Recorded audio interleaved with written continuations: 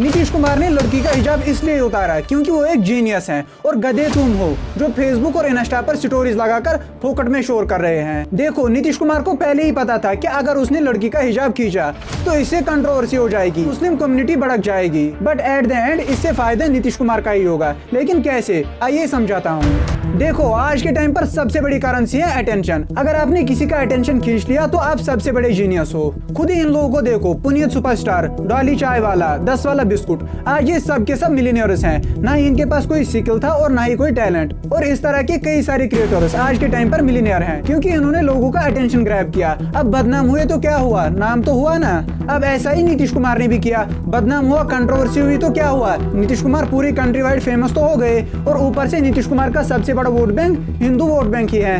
Hindus ही उसके सबसे बड़े वोट बैंक है। अब ऐसी बात भी नहीं है कि हिंदूज ने इसको सपोर्ट किया, एब्सोल्युटली नॉट। मैक्सिमम हिंदूज ने इस चीज पर प्रोटेस्ट दिखाया, इसको कंडम किया। लेकिन नीतीश कुमार चीफ मिनिस्टर हैं बिहार के, और बिहार की मैक्सिमम जनता तो इलिटरेट है। बिहार के इलिटरेट वोटर्स तो इन्हीं मुद्दों पर वोट देते हैं और नीतीश कुमार को पहले ही ये चीज पता थी। तो इससे नीतीश कुमार का हिंदू वोट बैंक भी खुश हुआ और कंट्री वाइड फेमस भी हुए। अभी के टाइम पर नीतीश कुमार इंडिया के सबसे स्ट्रॉन्ग पॉलिटिशियन है, even prime minister Narendra Modi से भी ज्यादा पावरफुल।